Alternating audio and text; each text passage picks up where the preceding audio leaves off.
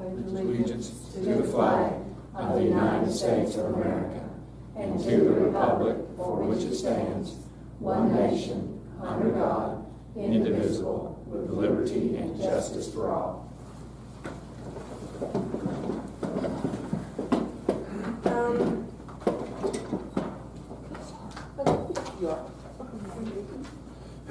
We'd like to welcome everybody. Do we have anybody on public input? I don't think so.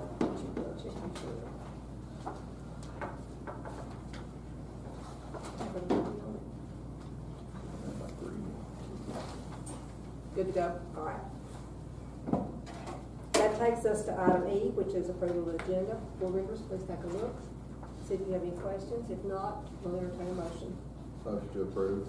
Second. Got a motion to approve the agenda by Mr. Williams, and second by Ms. Leakey. All in favor say aye. Aye. Opposed? That motion carries. Takes us to item F, which is approval of the consent agenda. And all that we have on there is the June 10 minutes. Ms. Barhensky, did you have anything to add to those? Yeah, I just wanted to say thanks for including like what the speakers at the beginning said. I appreciate that. Good to go. All right. Motion to approve consent agenda. Second. Got a motion to approve the consent by Mr. Williams and second by Ms. Schultz. All in favor say aye. Aye. Opposed? That motion carries as well. Dr. Coleman, that takes us to the director's report. All right, for the director's report, just wanted to give you all some updates. Want to walk you through just some slides of some things that we are doing here in the district. As you can see there, that's South Middle School gym floor that was just recently resealed and redone. That's North Middle's gym floor. Those two floors, the school opened 4 years ago, and this is the first time that they've been resealed and given attention to. So we are now in the process of putting all the schools on a rotation. This is Townsend's gym. At Townsend's gym, we are removing all of the old bleachers there. They were a hazard. And so because of that, rather than trying to put a new set of wall-mounted bleachers, we're going to do the same thing that Broadview has, the outdoor bleachers. Those are already on order. And then in addition to that, Finch's, the floor company, will be at Townsend, I think the last week of July, to reseal that floor as well, because it has not been done. So does that mean we're going to use Townsend gym again for elementary? We do, yeah. So a lot of elementary games were held there, and so because of that, we want our children, those elementary children, to have exposure to a nice gym as well. I will say, even with the gym, we are even working with the sheriff's department to have individuals to come out and do a refresh paint job on the inside of the gym as well. Here you can start seeing some of the safety mechanisms that we now have in place. This is Huntland. You will recognize there. This is the breezeway that is now by the fencing. Here, that's the fence that's connecting the main building to the third grade. Because they are walking indoor and outside, that now allows them to be behind and minimize the threat. This is Huntland's vestibule that is now in place. You're going to see more about that in a second. Here, this is North Lake's vestibule that's already in place. Here, this is Deckard's. They will have it on both sides of their entry level. All schools will have these. These are just some snapshots that we had. In addition to that, through coordinated school health, all the schools have been given 6-inch numbers that will be placed either on windows or doors. And though it may appear large to the eye, we wanted them that large in alignment with Homeland Security so that when authorities and things are arriving on campus, they can know exactly which area to go to in the event that's something they need to go to. Here, this is the vestibule at Swanee there that has been put into place. And then these are the exterior doors just at two of the school sites, both at Cowan and also Rock Creek. And each of the schools have these on their external doors coming into all the schools. Along with that film, there's a protective film behind it as well that deters time, allows more time to keep intruders out of the building in the event they try to break that glass. But then in addition to that, though you cannot see inside the building from the outside, standing on the inside of the building, you can see everything on the outside. With that, all right, that's the last one. Well, I have a question. Oh, yes. I know Ms. Crabtree is working with Jeannie about getting Huntland's floor. Yes, let me go to that as well. On the Hotlands gym floor, it is now open for bid in the paper. And then once that comes into bid, then Hotlands gym will be the next. That floor has never been replaced to my understanding. And so we are doing a complete redo on Hotlands gym floor. In addition to that, and thank you for bringing it to my attention, in addition to that, the high school's floors, the auxiliary gym, I don't think has been done, what was it, how many years, 16? About 16. 2006 is when it was built. So they are coming at the end of July for the high school auxiliary gym, and then we'll then look at the high school main gym, and after which this is done, then everybody will then go on a rotating cycle so that we don't come into this issue again. And it's fortunate that we are able to have had ESSER monies to do these types of projects, because everything I just showed you, all those things we've been working on since October, but you're at the mercy of getting things in with companies. But all those things that you just saw were done in the last month and a half. And so with that, I want to show you just a 1 minute, 2 minute clip of the actual doors that we have now in the vestibules. They're wanting to learn how to keep people safe inside a building. Yeah, why don't you just have him come on down? It's a unique storm door demonstration Let me show you how the door works, which is kind of neat. that has everyone's attention. This is it. Yep, standard installation, standard product, nothing special. But people are not here to buy doors. There's film on both sides of the glass. When Gregory says what they're buying is far more valuable. We're selling time. That's what it boils down to. We're selling time. The longer it takes for somebody to get in, the greater the odds that we're going to be able to keep them out. Gregory is the creator of a unique storm door system called Crimson. It's designed to keep Yeah, so how about I shoot 4, and then you shoot 3 with a full auto? just about everything and everyone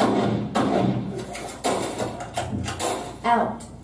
What's out here is still out here, and what's in there is still in there. Law enforcement agencies, school officials, and church leaders are all intrigued by his product because they've seen what can happen when dealing with an active shooter situation. It's better to deal with an active shooter out in the parking lot than it is if they breached the inside of the building.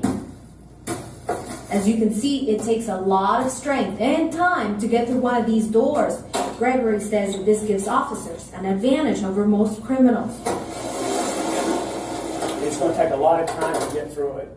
And your average criminal is not going to take that kind of time. They're just not going to do it. Those watching the demonstration weren't sure what to expect, but they were pleased with what they saw. They say it's unfortunate we have to think of creating these products and using them. But in the battle against crime, time is of the essence. And that's what this company offers. I can't endorse it, but I like what I saw.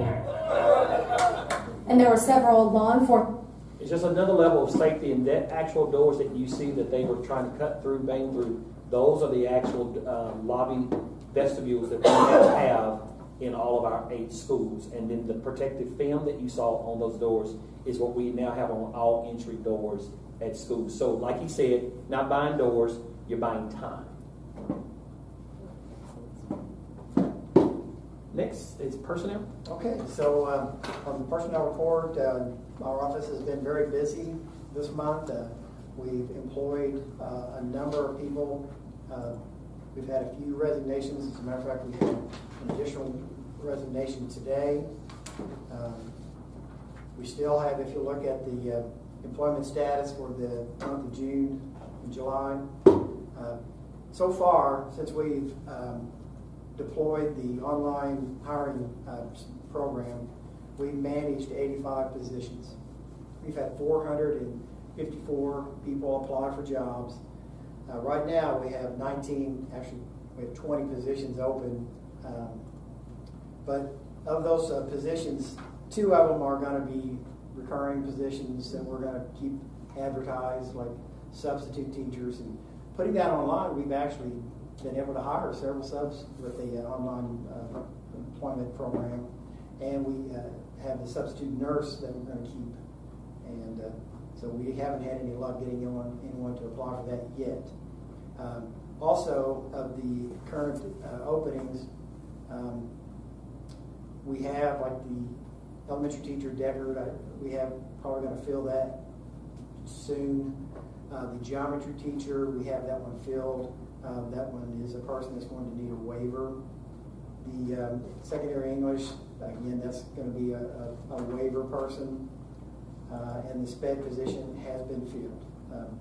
We did earlier, or I guess last week, we had a CTE position open. The machining teacher at Franklin High School has decided to go into the private sector.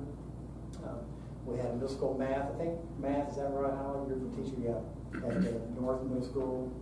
And we had a custodian at Huntington that we had to, we're going to have to replace. Wanted to also mention that with the online hiring, the My Hire program, whatever it's called, we have included an online onboarding system. So once we get the employee's email address, we can send all the documentation to them, and they can do a lot of that work on their own and send it back to us. Now, we don't want to completely remove the human equation, so we are having them come in and trying to get to meet them and just make sure that they understand, what the needs are, make sure they're on board with, getting the documentation that we need from them. So it's been very good. I also wanted to mention that we have I've started sending out exit surveys for those that are leaving us. I've had less than half of our employees reply to the email, and I've had a few that have asked for a face-to-face, and I had some scheduled, but back in May I got sick and I wasn't able to meet with those people. I'm trying to reschedule that. But I just wanted to mention to you that one of the questions has to do with why you're leaving Franklin County. The first option was salary, and not a single person put salary as a reason. So that's positive. About 8% were relocating, 0% working conditions, which I thought was a positive for us. Personal reasons, 41%, retirement, 58%, direct supervisor, 0. So I think that's very positive. We're getting some good feedback from the exit survey. Thank you for doing the employment status sheet. That's much easier to look at in one piece than trying to just go through the whole.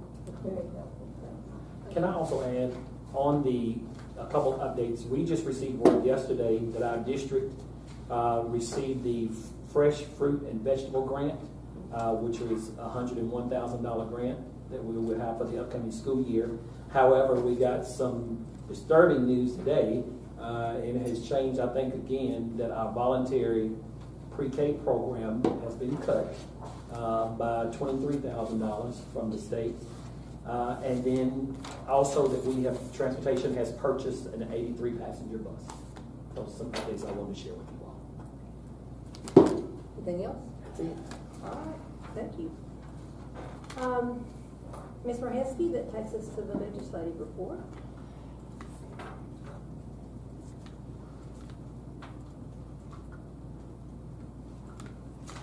Okay, so again, because the legislature isn't in session, that means that there's not lots happening. However, just a reminder about the Education Freedom Scholarship Act, especially as elections are coming up, which I'll get to in a moment.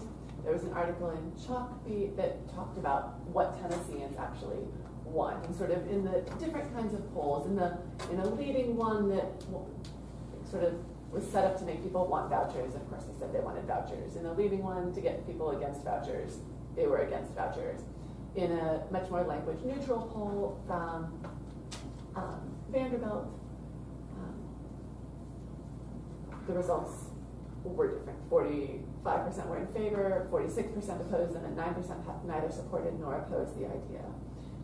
And so, again, as elections are coming up in Tennessee, these are good things to think about. When you have feelings about this is a good thing to look into in regards to the candidates that you're considering voting for, because this will absolutely be coming up next legislative session. A few other things that are just sort of interesting. There's a new public chapter about AI in the classroom, so I think that we will end up with another school board policy related to the use of AI. We'll for that next month or something like that. If that makes sense. We've known something like that was coming.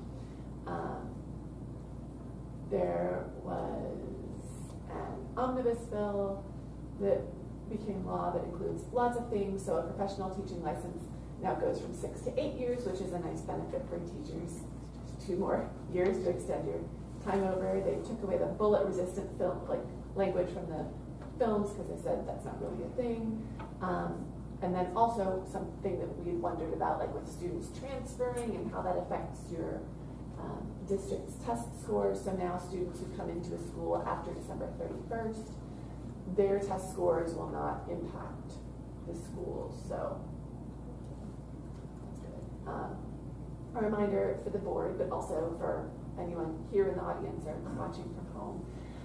If there are things that our board feels strongly about, or you personally feel strongly about, and that we should advocate for, we should get those written up into resolutions, because anything that we get to TSBA by the 10th of September, which is the day after our September meeting, could be on their agenda for our October legislative session and be part of their legislative agenda for the year. I'm sure there will be something about vouchers from TSBA, but we might want to have our own. I know at least one school district is going to have one about the kind of pre-K, that's sort of the mix of special ed and regular students, and trying to get funding for the state from that. But again, if there are other issues that are of particular importance, either for our district, just in general, the state of Tennessee, so maybe we can come back to that at the end if someone has ideas now. Again, reminder, voting is August 1st. And while this includes primaries for state legislators and things in November, it also includes voting for school board members. If your seat is up for election this term, you want to give a quick raise of your hands, maybe? Okay, so about half of our school board thing. So get out and vote, please. Can I just say something about I would love that. That's a very busy day in the schools, August 1st. I think it will could negatively impact particularly school board employees that might choose to vote. That's a lot of, I think it's a big in-service day. I've seen a couple of back-to-school nights. That night would just crushes the day for many of our employees. So I'm wondering if we, Dr. Holman, could send out just some kind of blast to encourage early voting for our school system, because I know they want to vote, and it's important that they vote, because there are candidates who voted on that ballot last year on the vouchers and voted positively for them. And I'm not telling anybody how to vote, but this is your opportunity just to have a voice in that in the future. So anyway, I think if we can just raise awareness among school system employees that the actual day to go vote will be very, very busy, and if they would like to cast the vote and give that window of early voting, because that's really pretty easy. There's virtually no standing in line, and it's easy to do. And many of them will be in the schools and out and about and so forth anyway. So just a heads up that August the 1st does not bode too well for school system employees who might want to vote.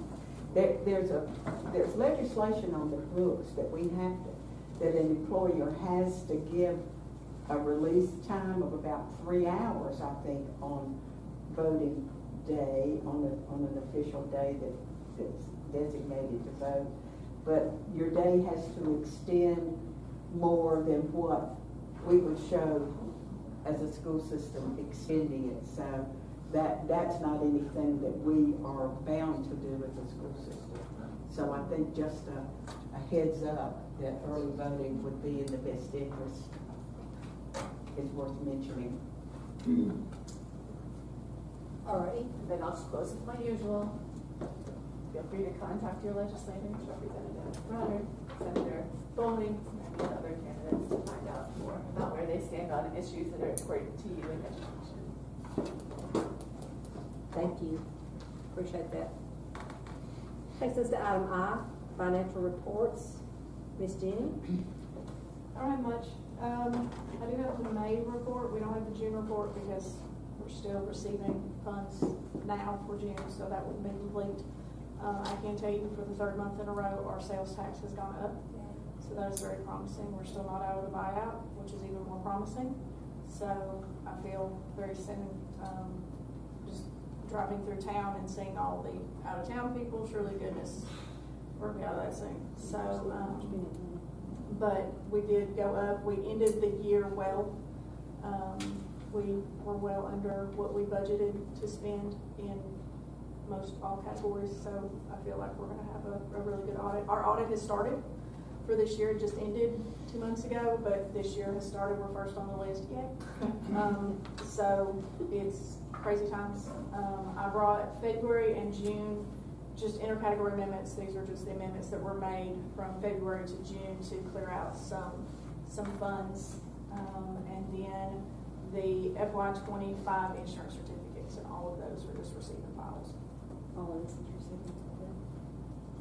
Make a motion to receive and file the May, February through June, and then the insurance certificates. Second. We have a motion to approve and a second by Ms. Roberts. All in favor say aye. Aye. Opposed? That motion carries. Thank you.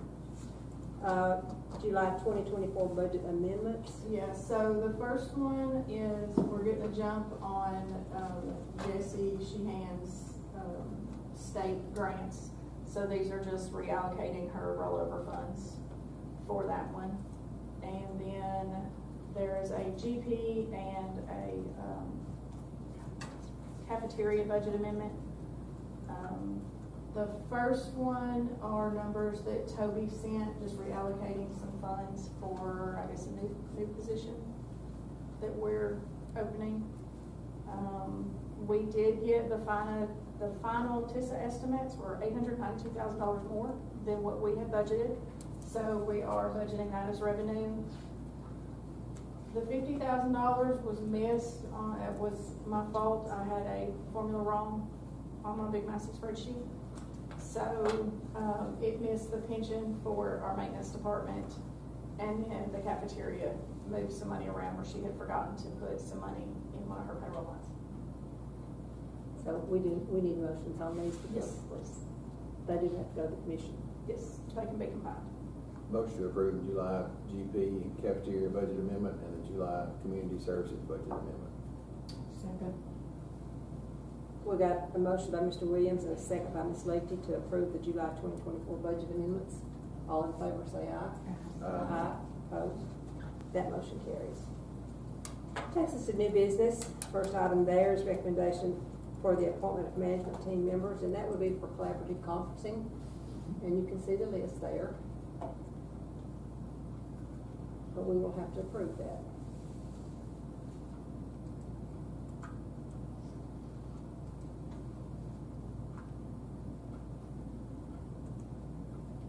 Motion to approve the management team members. Second. We have a motion to approve the management team members by Mr. Williams, a second by Ms. Schultz. All in favor say aye. Aye. Opposed? That carries as well. Item 2 is schools' outstanding purchase orders. And Jimmy, you might want to speak to that just a little bit. Generally, it deals with cheerleading and right. So essentially, sports. your school budgets die on 6/30. So anything done after 6/30 comes out of the new budget. So what this is doing is they're documenting those funds that are assigned to fiscal year 24's budget. So when those bills come in, even though they're paying them after July 1, on the books, they count towards last year's budget so that they can keep that money separate. And most of these are equipment for your fall sports, that they're having to get their uniform orders in. And in order to get those in time for the sports, they have to place those orders in June, but 100% of the time they don't actually come in until July, sometimes August. So they're just documenting that they're using last year's funds, even though they're paying this year. I have a related question. So like for North, it says football, like are those uniforms? It'll be uniforms. I know they've got helmets on order. That's probably the $14,000 one. But so BSN usually sells all of their uniform type stuff. So pads, helmets, jerseys. And So are these things that we keep and reuse? Yes. yes. Okay, so they're just like getting a new set of. Yes. They have a limited time they can reuse helmets. Yeah, okay, I just was wondering, I didn't know if like. Yeah, this year I know they had to order new helmets. And like I said, that's why I Those think are that's that $14,500 one. And then it'll be, extra. Kids aren't exactly easy on uniforms.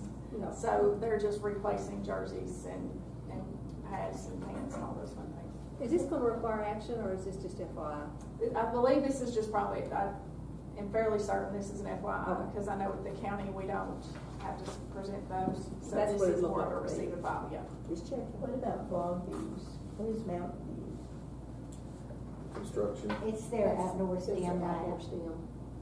Outdoor gym. STEM. Oh, They have those are grant. both of them.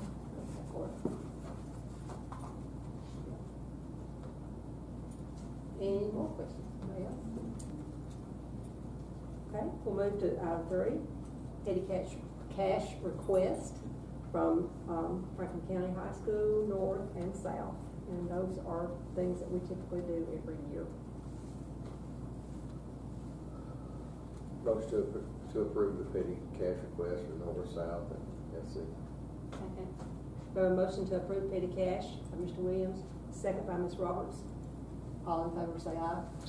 Aye. Opposed? Motion carries. That takes us to number 4, which is policy updates.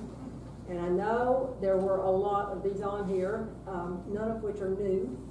It's mostly verbiage being changed due to a change in law or a request from TSBA. You all had time to go over them and look at them. We're not going to walk through these one at a time. If you have some that you have an issue with or a question about, we'll be glad to pull that out and we can talk about it with Dr. also. So I'll just open the floor. If somebody has questions about one or more than one. I have the family life. Is that, 4.213. yes, is that something new, or does it go along with what the counselors were teaching years ago? I wasn't sure about that. It's a little bit new. Some of it, let me pull that.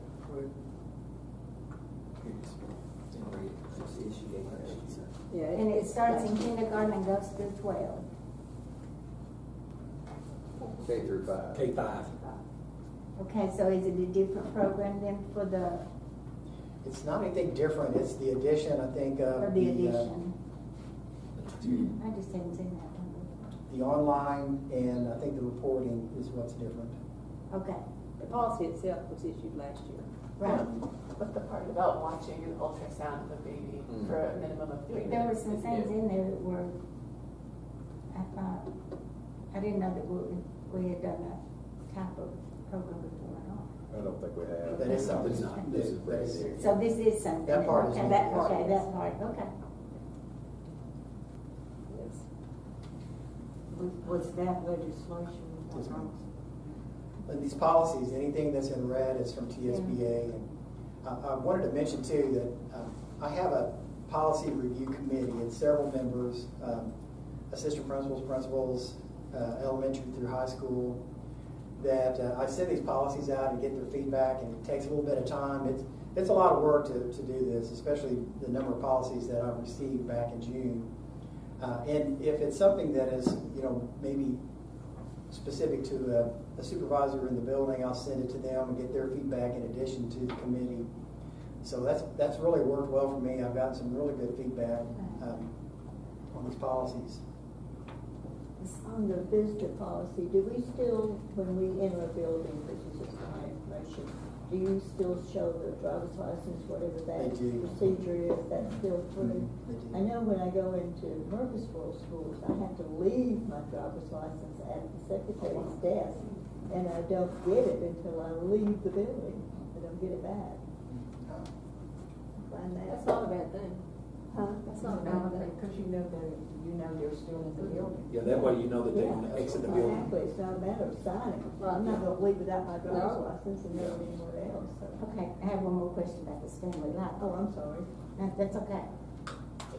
If a child wants to if a parent wants to opt out of it, does that child just stay in the classroom while this is being taught? Now, I would imagine that anytime that there's an opt-out portion, that the school makes appropriate accommodations for a child. If it maybe go to the library, I would imagine that there's some There opportunities. is somewhere though. Will parents And they're be never notified of penalized. this? I know, I wouldn't think they'd be Yeah. penalized, but will parents be notified of this? And I think it's required that in the event that there is something that's going to be. But I know it's required, but will parents still? It says, Cindy, if you read lines 4, 5, Yeah, I 6. did, but I'm just wondering if the school will notify them. I'm just wondering if somebody's gonna say, hey, we need to come and notify these parents before some of them may get upset over some of the things they're asked to watch or something. Just kind of Yeah, the storm type thing. Yeah, Yeah. yeah. something controversial, probably. Dealing with people, it could be. Yeah. So sometimes if they know what to expect before it happens, you can kind of, Okay. calm the storm. That's just when I read it today, I was just thinking, there are some people that might get upset about this. Right. I had a question in 4.201. The class size ratio is one. Yes. I was a little puzzled by the 7 through 9 line. It said for grades 6 through 8, the class size may be extended, so you can have a slightly bigger class. But the class size and average must not exceed those for general education classes in grades 7 through 12. So, but it includes 6th grade, and so So CTE classes, you can only put 25 students in a class, 20 average. This extends, it raises that number, will make it easier for the building principals to schedule, because they're not going to be constrained by that 25 and the 20 average. Right, but so it says for grades 6 through 8, the class size may be extended, but then but must not exceed those for general ed classes for grades 7 through 12. So does that mean that 6th graders could be in sort of correspondingly larger class? Like, it makes it sound like the 6th grade maximum size might be lower than 7 through 12. And so somehow 6th graders could be in bigger classes than usual because 6th grade, because it says 7 through 12 instead of 6 through 12, even though we're partially talking about grades 6 through 8? Or is it just saying it basically makes it the bigger class sizes? Yes, that's what it does. It makes the class size bigger. More like a high school size than a middle school size. Right. Some of these CTE classes are really, they're not what you might think of in a traditional vocational class where they have a shop and they're out working in a shop. That's the reason why those class sizes are limited. A lot of these are just, they're in a classroom. It's a classroom setting and just not as much hands-on, so they're allowing us to increase the class size even though they're coded as CTE class. So it's more like an introductory, Correct. exploratory type situation than it is actually hands-on. And then I had a 4.7 question. What number? 4.7. I had that one as well.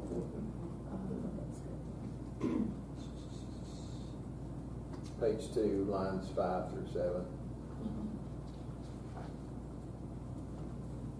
So we are no longer required to include TCAP scores in the students' grades. We are required to include it in the course tested classes.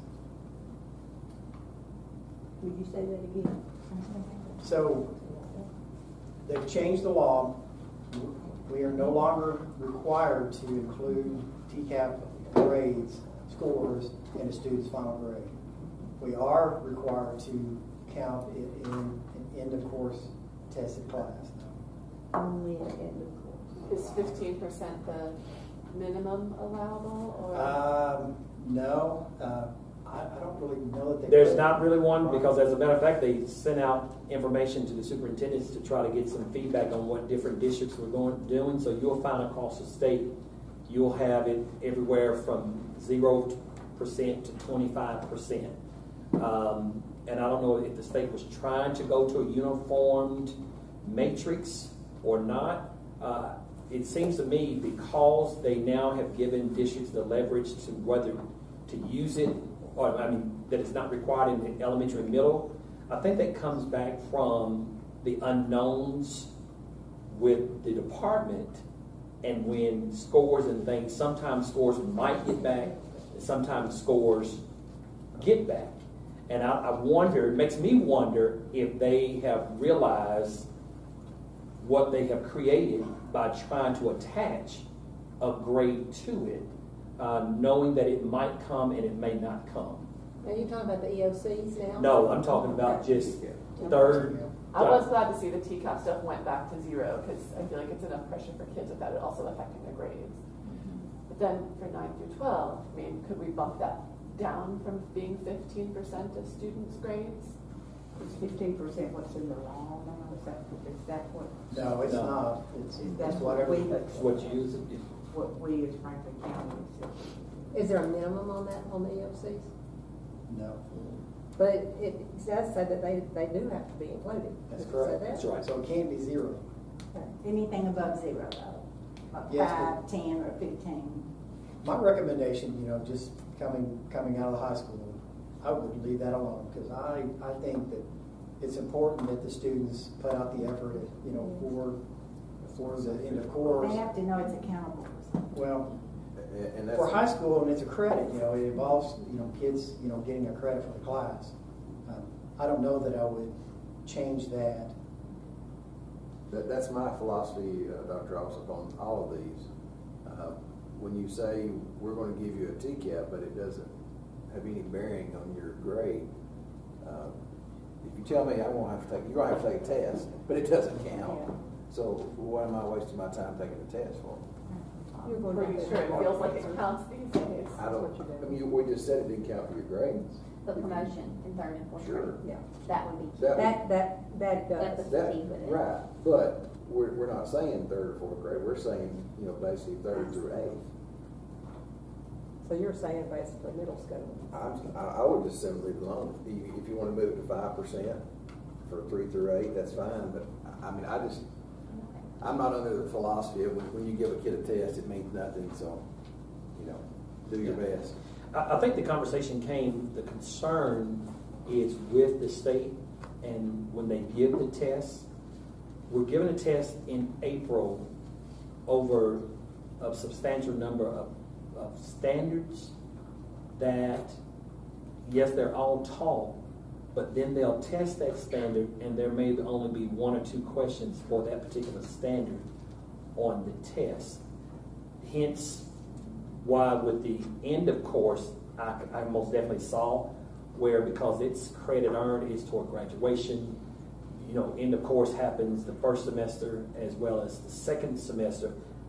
My concern came through with that, the unknowns. We are still waiting to this day on data to determine whether or not additional supports those EAs that we did end of year with, to know how many schools are going to qualify to get that particular. I think for me it was just the state is so inconsistent with getting information and sharing information is what brought some concern. And I know there's been several years where we have not received this, so we could not calculate that. That's not on us. That's not our fault. Yeah. And I think students have realized that too, when you're talking about that they think they should do their very best on this test. They also, after the years of not being added to their grade or anything, they don't really take that to heart. And I'm the one that thinks the the standard testing is stressful enough. Well, And when we put additional stress on there, this is gonna affect your grade, especially at the middle school level. The elementary, you know, they can handle it better, but the middle school, Well, I think the elementary already has enough pressure with the third and fourth, and it's only they then all fifth do. They all retention, do. you I know, agree. piece. Yeah. And right now it's ELA, but you know, math's gonna become right behind. It's gonna be included, it'll be the next step. Also, I think that we should trust that our teachers are assessing their students' progress based on what they're actually being taught in the class. So the TCAP, you could take the TCAP sometime if they let us, right? Like, how does that look if you basically take a test blind without them actually testing what you've learned and how you've learned it, right? So, I was glad to see the 0. I did have a question on that same page, so line 25 through 28, it says career aptitude assessments shall be administered to 7th or 8th graders in order to inform the student's high school plan of study. Upon receiving the results from these assessments, the school shall provide students with information on any available career and technical education opportunities in which the student is eligible to participate in. And I guess I just had a question. I've definitely talked to some parents whose kids are very happily taking CTE in high school, and it's made a big difference because it's where they're finding their passion, and it's making them willing to go to school when they weren't happy schoolgoers before. I guess my question is kind of about the kids who maybe go on that path and then have some realization later, like, oh, maybe they would rather switch to a college track, or maybe the college track is for them. So if they kind of set down a CTE path, to what extent does that make it hard to then go on the college track? At the high school, it doesn't hurt them at all. You know, they have to have a focus.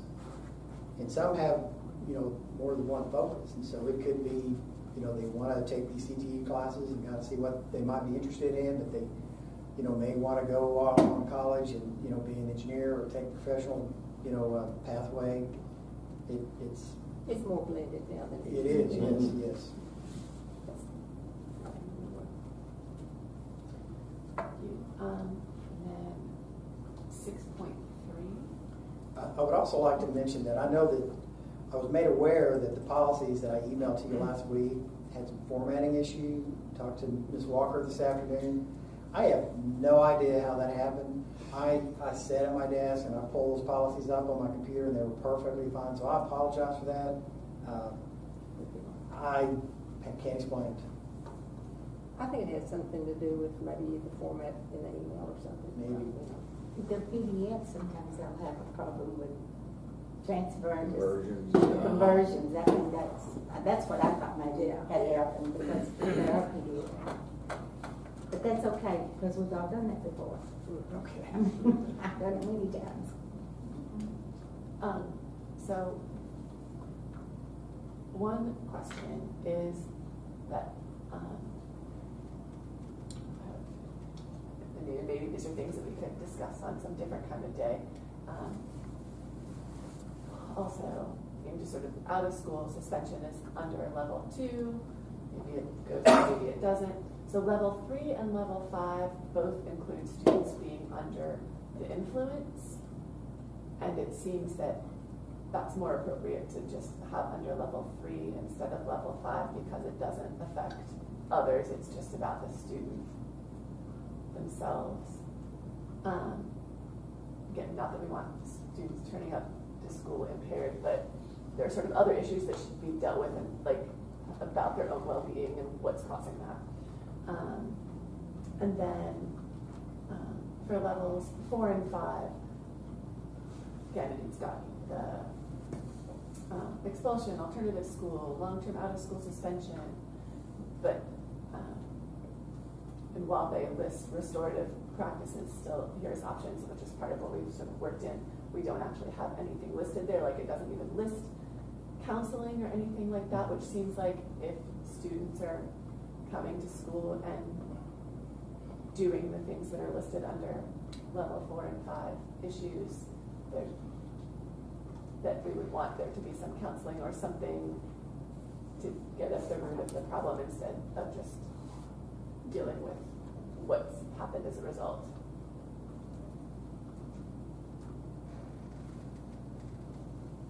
that make sense? So that, that part of the policies was one of the changes. I If that's something that the board wants to add, then I'll have to add that in there and present it to the board again, or tell me what you want on there. So I guess the first thing was in level 5. So that's page 6. The first bullet point there is unlawful use or being under the influence of any narcotic or whatever. But it's also number 3, and I would argue that it should be listed under number 3 instead of number 5, because the number 5 misbehaviors, as they say, are basically all things that can do harm to other students or other people. And a student being under the influence does not cross that line, generally Be a speaking. harm under the influence, though. But again, just sort of in thinking of it generally categorically, right? If it crosses into harming other people, then that would make it a different one. It's already listed under 3. I'm just saying, I think we should remove it from 5 and put it in 3. And just leave it in 3, I guess. Well, when you look at 3, when you look at the verbiage on 3, it specifies, I'm going back to it. Like, It just says use of possession, sale, or distribution under the influence of tobacco or alcohol. No, at the top of page 4 says use, sale, distribution, and or being under the influence of drugs. Okay, but when you get to 5,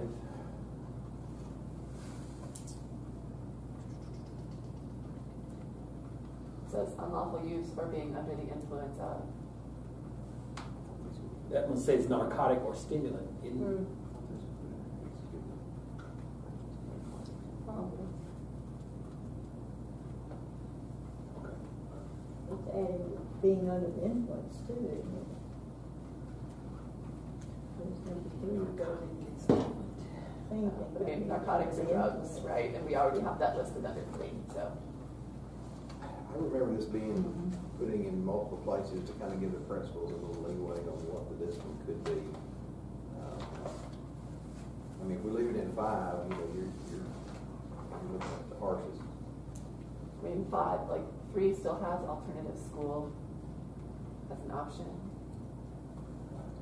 School suspension as an option.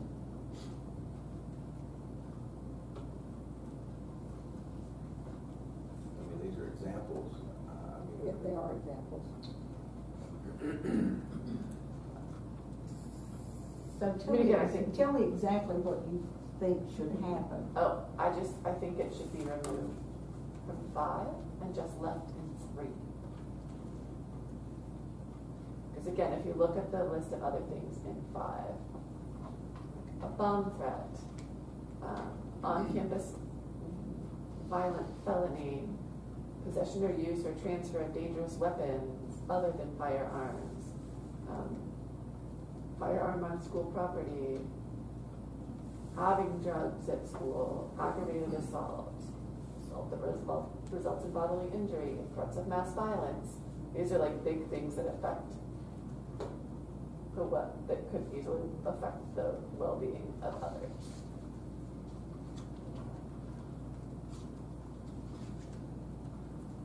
Well, let's suppose you have a student who hits level 3 because they are either under the influence of a stimulant of some sort or a narcotic or whatever. And then on down, you deal with this child again for the same thing. Maybe it's the second occurrence. So then it becomes a 5, Yes. not a 3. That's the way I read that.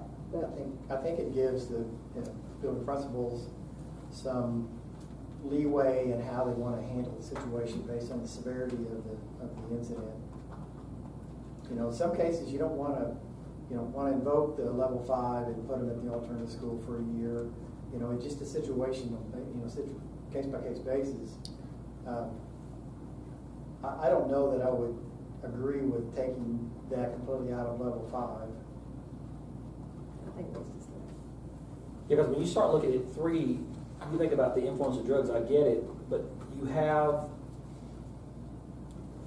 across the counter where someone has gone to the store and they're passing off beat up aspirins, crushed up aspirins, right? But then in level 5, the difference would be a child who has brought his or her parents' oxycodone to school. That's a different type. Or even if they just, in level 3, just basic over-the-counter type. I look at 5 as the kid who being... turns up to school having been drinking in the morning, like, or come in from off campus, I mean, like, coming.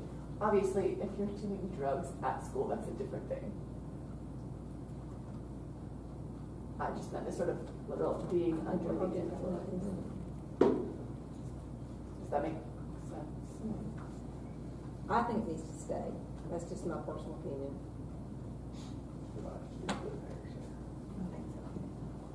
And I think it would be a good example that Dr. Holman gave us when you're looking at it. It would be considered a level 3 if it is just the fake drug or something. And of course, this includes the use, the possession, the sale, the distribution, and under the influence, you know. So you've got a lot of things there to consider. I'd like to see it left in both scenarios, both levels.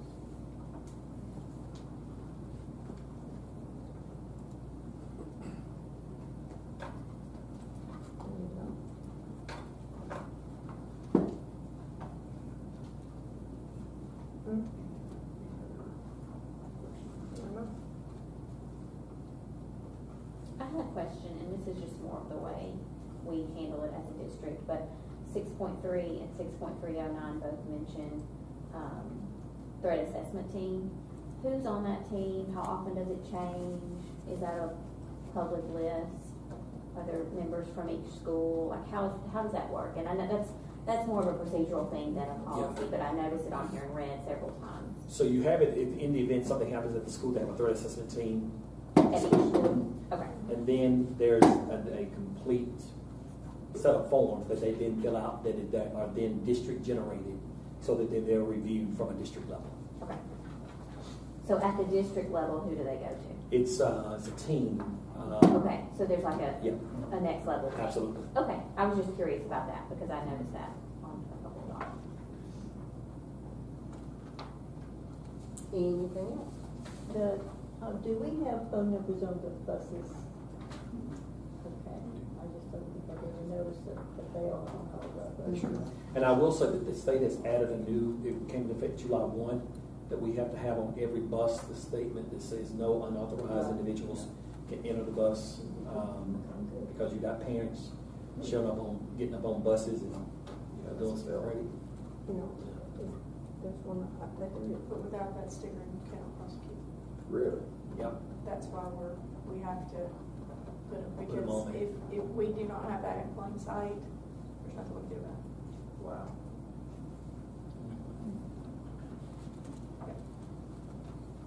Any more questions?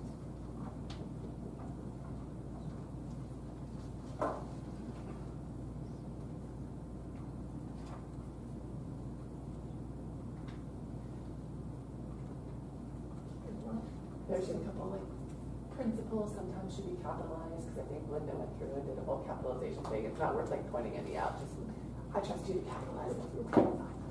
There you go. You take care of that. So yes, capitalize, no capitalize. I think director of schools and principal were all like, I think she went through this whole thing and was like capitalizing them all. So Forward. You know, it's what the, TSBA attorney sent me. I go with that. And it's not consistent, I'll tell you. Sometimes they do and sometimes they don't. They misspell words too. I'm sorry? They misspell words too. Yes. Well, they're just like the rest of us. It makes you feel good, doesn't it? Yeah. It's a little bit scary. What did we decide on policy 4.7? Y'all want to switch it to zeros or leave it at 5 or what? leave the 0. The 15% or the. So leave the So the 15% third through for eighth was zero. course. 19. I feel like Dr. also told us that he had already had input from a team of teachers looking at these policies and digesting them and taking them apart and putting them back together. And I think kids honestly are under an awful lot of pressure without adding that unknown and when you're going to get the test scores and what happened on that day. And I would leave it alone at 0. I agree.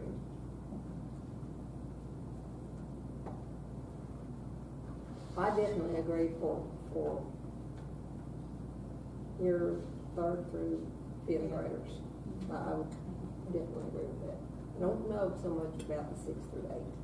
Are we getting the scores in Well, I time have to to factor agree them in? that they need some accountability. I think 6 Because through if they 8. don't know that they're accountable, they're not, human nature tells us they're not gonna, some will, some won't try as hard. I do think it has to have some type of, I think anytime a child's tested, there has to be something good to come out of it. Because if you just say, we're gonna test you, we're not gonna do anything about whatever you score, just like saying, I'm gonna pay you whether you go working on.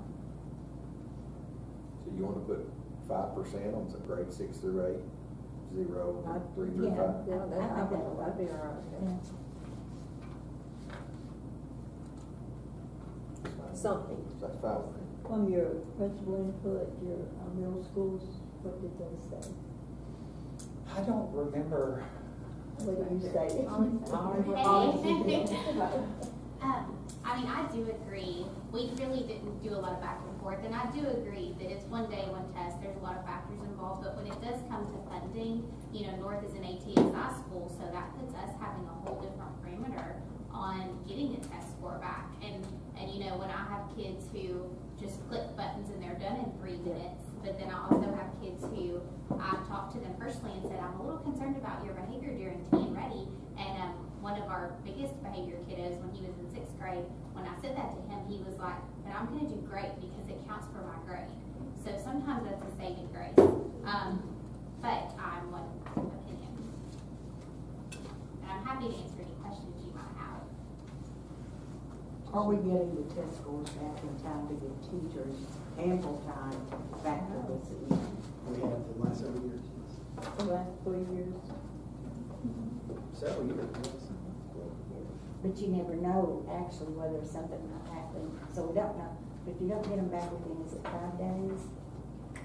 I think that sounds right, 5 days before school's out or something. Yeah, it have to be 5 days before school's out. So, okay, what we have here is we're saying 3 through 5, 0, 6 through 8, 5, 9 through 12, on EOC's 15. Is that what we're saying? Okay. Okay. Now, are we comfortable with just saying we're going to adopt this policy with the changes made, rather than him having to bring it back to us at another board meeting to approve? I think we do that with all of I these. do too. So, we have more to come down the pipe, folks. We do. We have more coming. This is about half. Yeah. As of now. Correct. I make a motion to approve the policies that were presented to us on today, July 8th, as given to us tonight with the changes that we have all agreed to. Second. We have a motion to approve the policies with the changes by Mr. Williams and the second by Ms. Schultz. All in favor say aye. Aye. Opposed? I would like to vote no for 4.213 and 4.403. But otherwise, yes. Ms. Patty, you got it? What was the second one, 4.213 and what? 403. 4.403.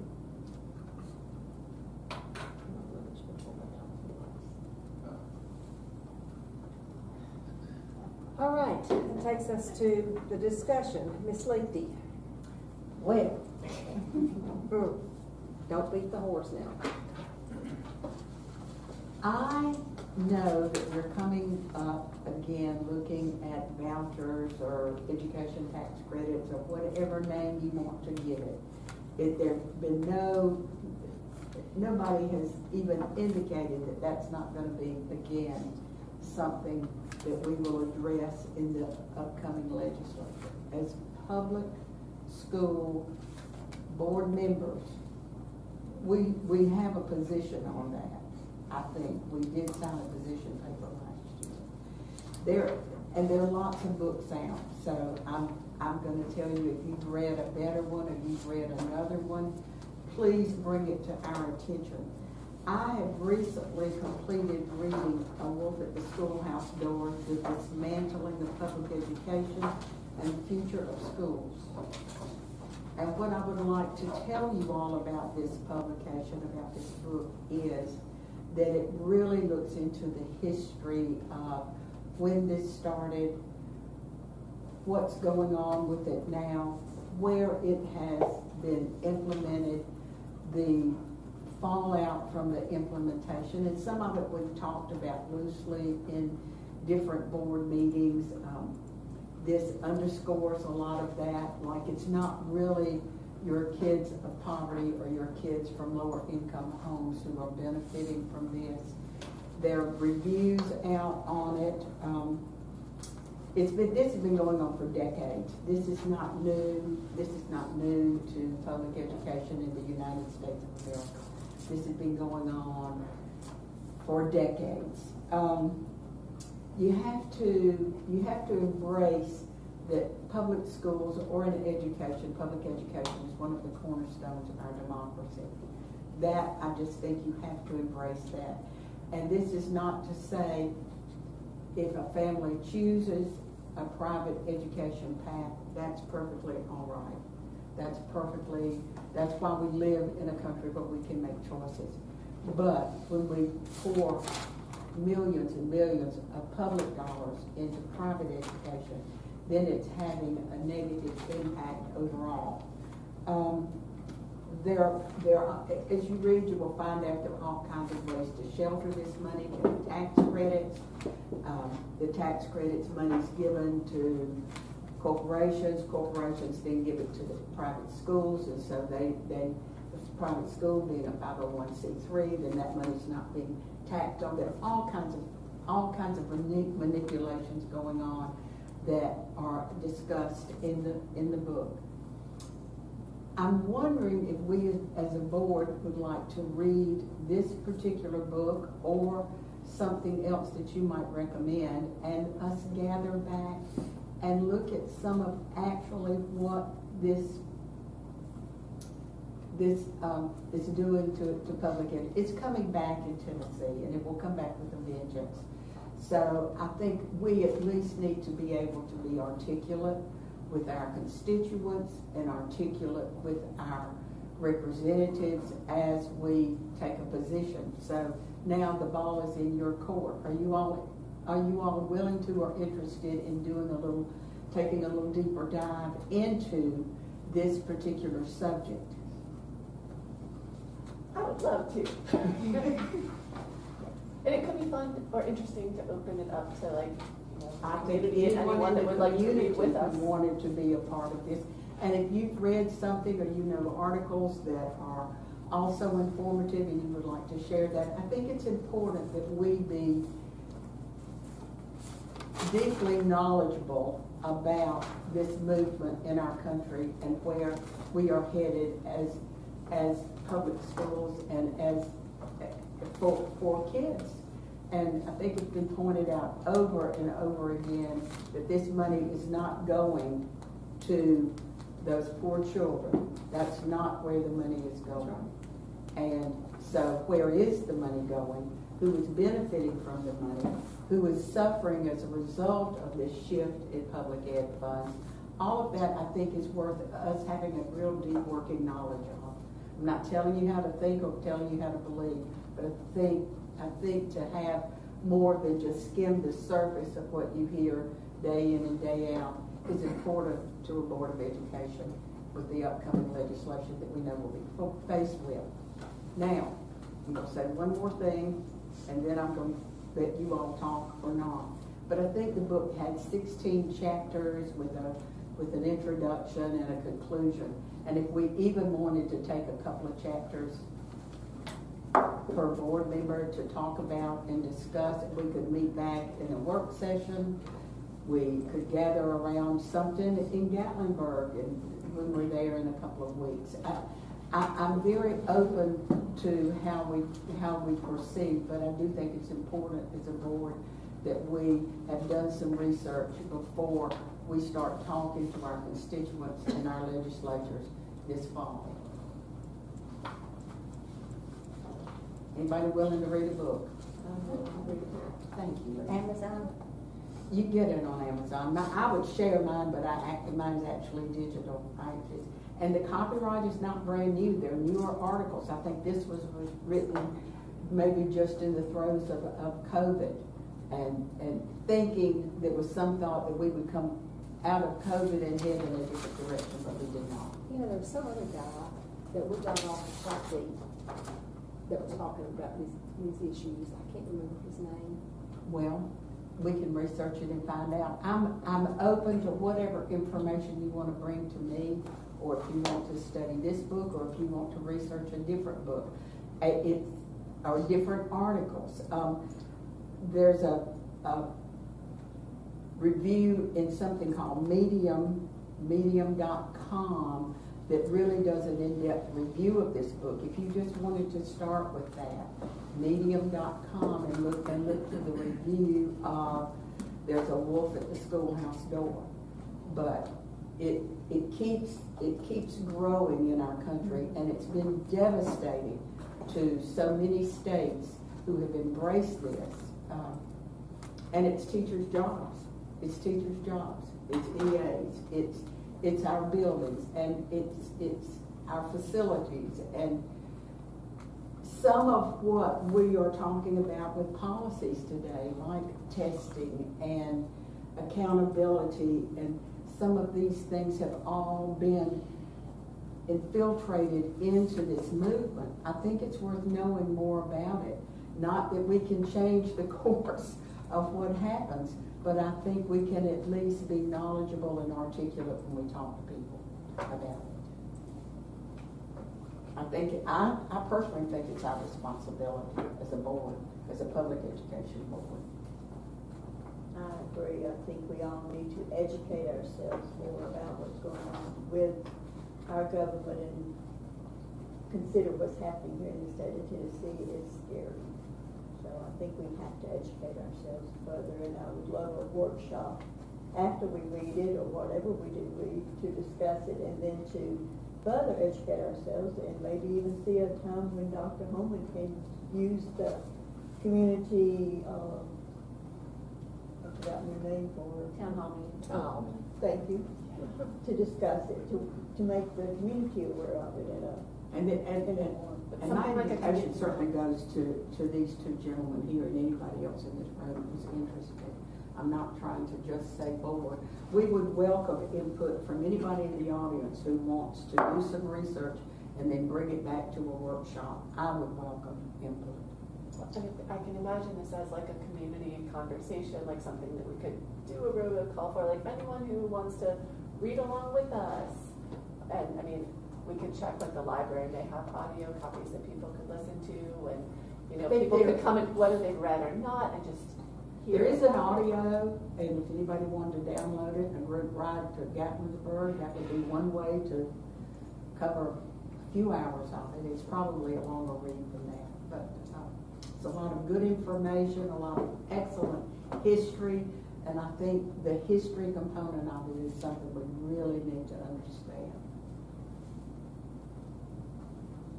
Okay. And you're still up. Pardon? I said you're still up. I'm still up. Any other discussion on There's a Wolf at the Schoolhouse Door? We have 2 or 3 people who committed to do some research. We can start off with that, and then if somebody has anything to add to it. But I think that like we should set some kind of date for people. Whether people want to read or not, I think it'd be nice if we all read. I'm all for book club things, but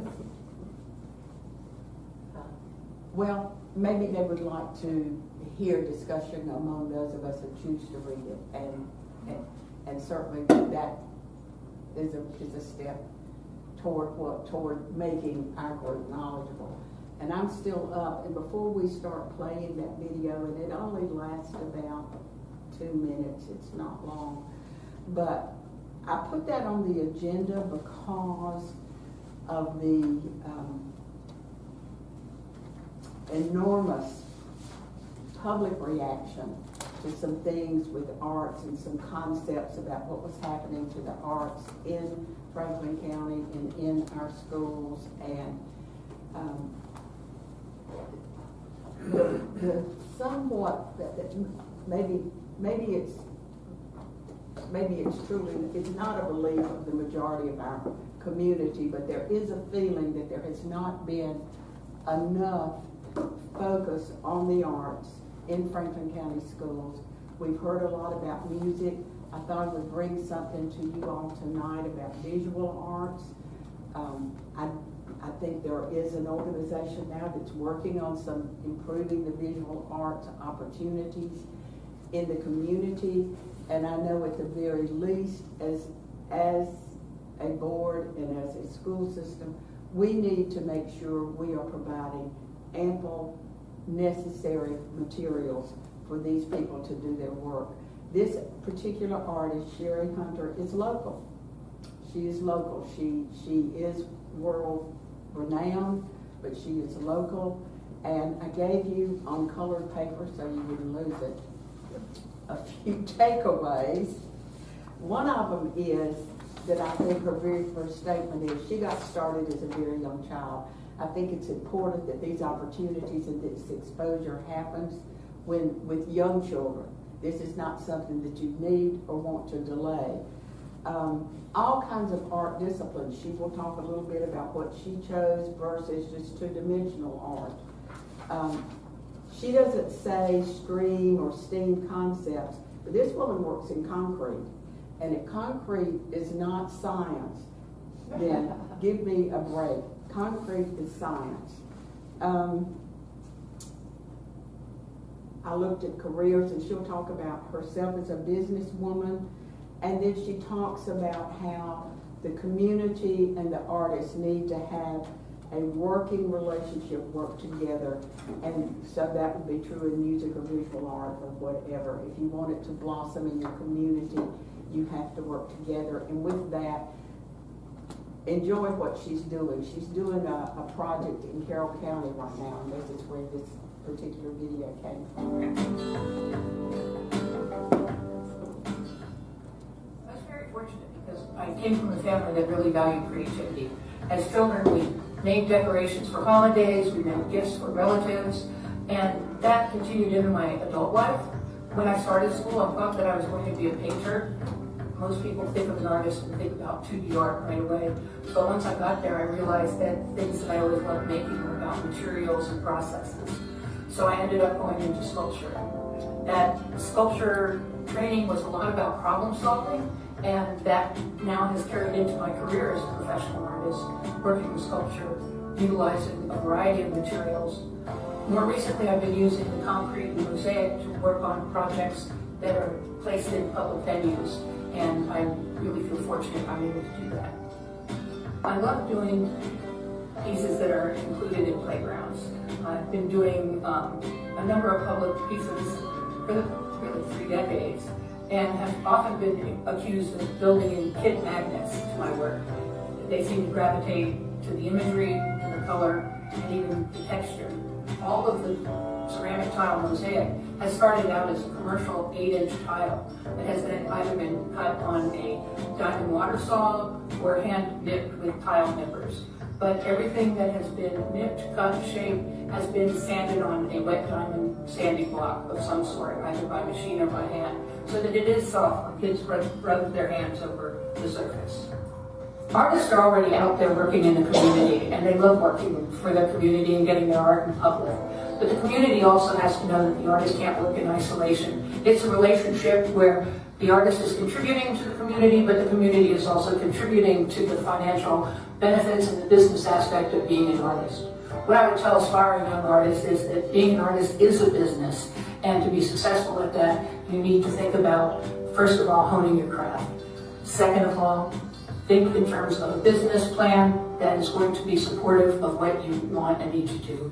And then 3, keeping your contacts alive in the community and educating the public that the relationship goes on when both sections are working together.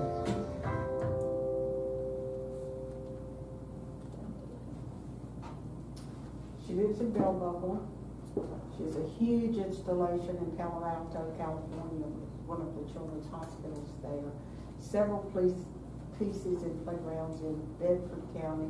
This was an entrance that she's doing to an inclusion park in Carroll County, an inclusion playground in Carroll County. There are pieces in Bedford County. There are pieces in the Nashville airport. There are pieces scattered throughout Nashville that are lovely. They're all lovely.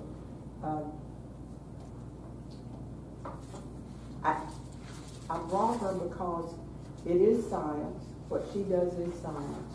What she does is just not coloring. I heard somebody say, just let them color. No, don't let them color. What she does is STEM, it is science. She does work with concrete. She does work with form. She works with processes. You have to be an engineer when you design something that's going into a park, even a bench. You have to design it so that the water will drain away from it. There's a lot of engineering in it. Art is more than just coloring on a piece of paper. It is much more than that. And I hope by exposing our community and exposing people within our school system that we will embrace what we want to offer children, that we will support those teachers that we have in place that provide these opportunities, and that we will continue to do outreach whenever possible. Questions about my friend Sherry? Thank you for sharing that. Yes. It was super joyful. You saw some at the airport? Yeah. Or must be there's like the dragon or something at some big playground in Nashville. I don't know if any of you would. I don't know if she's actually done that. Patty and I talked about that, and that but work, it just like reminds me. Yeah, that work is not as refined as hers is. The one at that Dragon Park. I know she did one for a facility in Nashville that's for people with Alzheimer's, and she did a big frog with a fountain in it, and when she took it to install it, see the core of what she sculpts in is styrofoam. It's not solid concrete. So when she took it to install it, because it was light, it floated, and so and that's part of the engineering. So she had to bring it back and do some design tweaking on it so that she could install that for those residents to enjoy. But you will see a lot of work in our area. But she's done work on a tremendous with many other artists from around the world on a wall in Chile, in Santiago, Chile. So she's world renowned in what she does, and I'm not trying to sell her. What I'm trying to sell is that art takes many forms, and that it takes the community to embrace it, and that we need to be offering our children every opportunity we can from a very, very early age, because there are tons of careers out there in art. Right? Yes.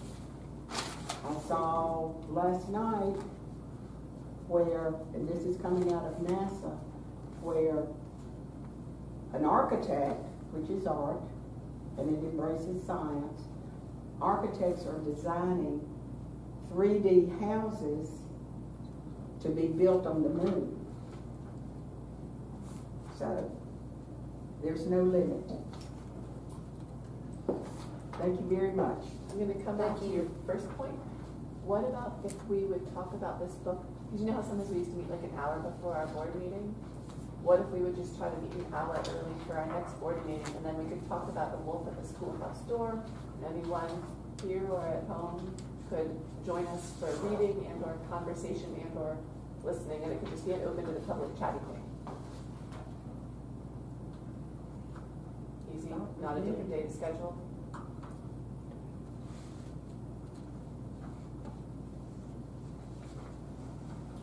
Maybe closer to the day would be. Well, I mean, if you want to read, like, I don't think anyone's going to be forced to read it if they don't No, I mean, want to. the meeting hour early. Yeah. Yeah, I mean, I never know. I don't just, anybody ever knows for sure. Oh, I know, I'm working. Okay, see, I may be on there, but. Well, I think you could just leave it open, Sarah, that if anyone wants to come on our next board meeting day on the 12th of August, if they want to come at 5 o'clock and discuss the book, so be it. Take a look at Yeah. what we're thinking and what we've learned. Sure. Yeah. And then, you know, that way it's not required, but if you want to participate, participate. I think that's the fair way to do it. I agree. All right, with that said, Sarah, thank you again. We have the director's evaluation to complete, and you have a paper copy of that in your hand. You can do it online. Ms. Patty, you would make that available so that if you want to do it online, then you can. If you don't, I've got a Word version if you need Patty. I can send it. I think I've got one, because I think I've used it before. But if you want, if you like using the paper, use the paper. But she just wants it turned back into her, what, by August the 8th? I believe that's right. One thing I did notice under standard 3, about halfway down the page, it says relationships with board members. And then, of course, a couple of years ago, we added in standard 4, which is an entire section, standard, if you will, on relationships with board members. So, in many of the same things, they could be worded a little bit differently, but they're in the same general context of half of standard 3. And standard 3 actually pertains to staff and personnel. And standard 4 is absolutely stated to be for board members. Right. So, you know, I think you could just kind of cross that out of standard 3 in your thinking, because you're not really thinking about board there, you're thinking about staff and personnel. I mean, if we want to remove it, I think sure. I think that standard 3 is hard for me every time because I don't have But that. we don't know. We don't have that information. No, we don't. So I would appreciate it if we Well, if I'm in, I'll got rid of about that. it. strictly what we hear from the staff and personnel. But I mean, Is everything that's in standard, everything that's in standard 3, that part. Okay. repeated in form? On relationship with board members. Halfway down. Legal See, counsel? interprets and executes intent of board policy, keeps board informed of employment, promotion, so on and so on. I think you can find most all of them over on standard 4.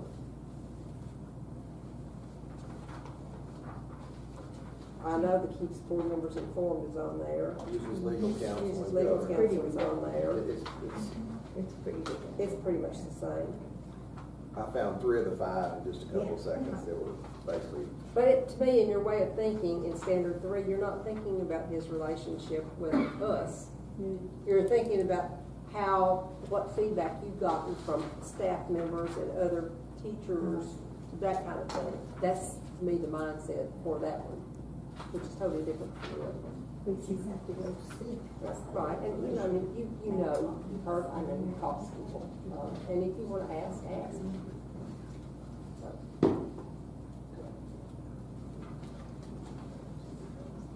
Anything else? Dr. Holman, do you have anything else? Yeah. Dr. Austin? No more policies?